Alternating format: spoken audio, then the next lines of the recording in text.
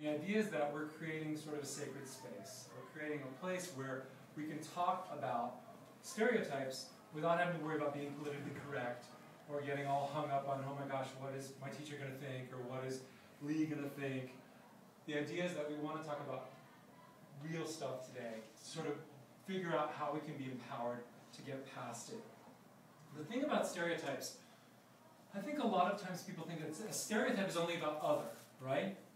If I'm a white guy, a stereotype is what I think of Latinos, or what I think of black people, or if you're a black guy, what you think of white people, or what you think of Jewish people. The thing is that stereotypes are just as much what we think about ourselves.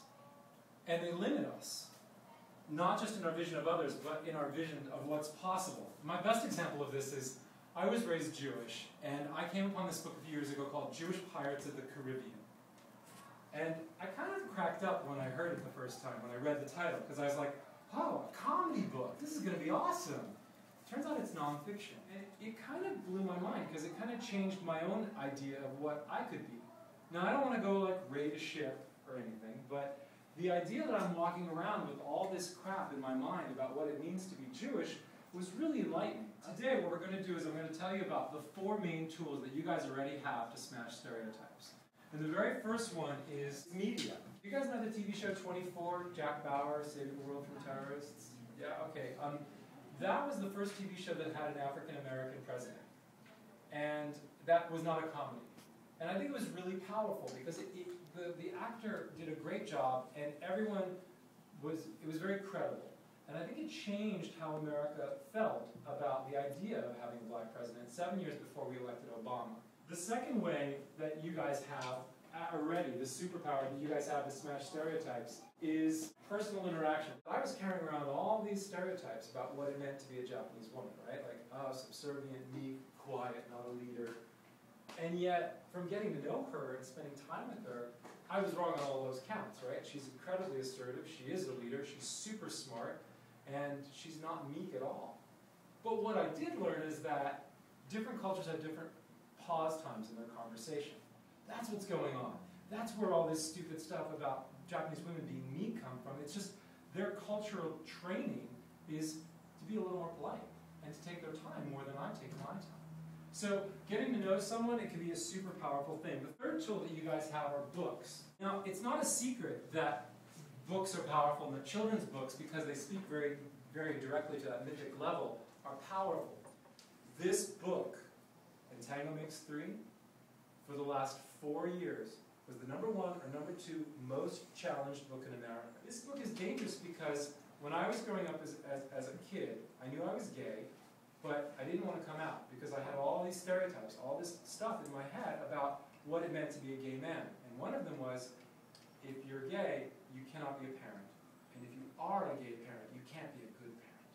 And this book really directly challenges that stereotype, because these two penguins, Roy and Silo, are just full of love for their little penguin. And it really, really strongly makes the point that love is love. The fourth power that you guys have is to write. Because you're not always going to find the perfect book. You're not always going to find the story that's been written for you to overcome the stereotypes that you face in your life. Each group is going to choose one of these groups off the board. This is not an opportunity to be politically correct. What you're going to do is you're going to write at least 3 qualities that are stereotypical for these people. So we're going to put them up on the walls all around us.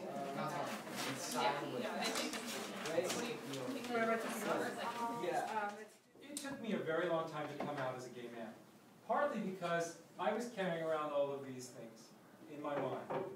So before I was able to come out, I had to create a new myth for myself, a new mythology about what was possible. So mine went something like this. Once upon a time, Prince Lee, I made myself a prince, was playing beach volleyball, and he met the man of his dreams. And they fell in love, and they created a kingdom of their own, and they had a daughter, and they all lived happily ever after. So in that 4-sentence thing, what I just did is I contradicted a whole bunch of these, right? Like, I was playing beach volleyball, so that's not particularly effeminate. I became a parent. I had a happily ever after. Until, in my mind, I was able to reconceptualize, to create this new myth for myself of what was possible, these stereotypes were standing in my way. You're going to look at one of the groups up on the wall, and you are going to choose 3 qualities of that group that you're going to contradict in your short little one-paragraph story. For example, if you're doing about Jews, you're going to have a main character that isn't particularly someone that likes money. Okay, the first thing. Or if you're doing Latinos, the first thing is illegal. You're going to do a person that has been here for 5 generations. So you get up across the room with a different color and cross out the ones that you contradicted. There's an African author, Chimamanda Adichie. The thing she says is that the danger behind stereotypes isn't that they're not true. She says that the danger of stereotypes is that they're a single story. So if the only thing you know about gay men is that they're effeminate, if the only gay character on TV for teenagers is Kurt from Glee, then that stereotype is really powerful. But as soon as you have 3 or 4 different gay characters on TV, each particular example of somebody being gay becomes sort of less, oh, that's all I know about it. And she was talking about it in terms of all the things that herself as an African woman had assumed about other people, and then learned from experience that there are more stories to be told. That's really the challenge of being a teenager, right? The challenge of being a human being is being authentic and living your life as truly yourself. And being the hero of your own story and not being held back by your stereotypes of others about yourself or your own vision about what other people might be. We're going to take down the sheet from the wall. Whoever did not read it out loud, grab the sheet and bring it here. We're going to have like a bonfire of these. We're going to throw them on the floor. Yeah, all of them. And everybody's going to have an opportunity to stomp on these. Because here's the magic of this. All these stereotypes that we hold are these invisible things that it's like we don't even realize they're there. And stomping them is something that we physicalize because we put them up on the wall. We made them visible. As we go around in our lives, you guys have the opportunity to do some of this stomping, because look at the tools you now have. If you start using them, if you start calling people on trying to put other people down using that false math, right?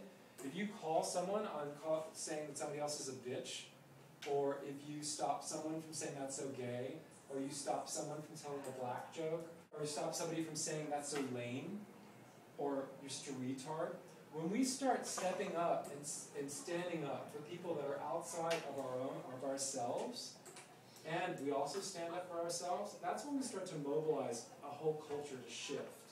And what's going to happen is that the safe space won't just be here, it'll be out there, and you guys will be able to change the whole world. Now, I know some of you are doing yoga in school, and maybe out of school too, and there's something they say at the end of yoga classes, which is namaste, which means that the light in me recognizes and acknowledges the light in each one of you. And I really want to thank you for going on this journey with me today, and I want to say namaste. Namaste. You repeated it back though.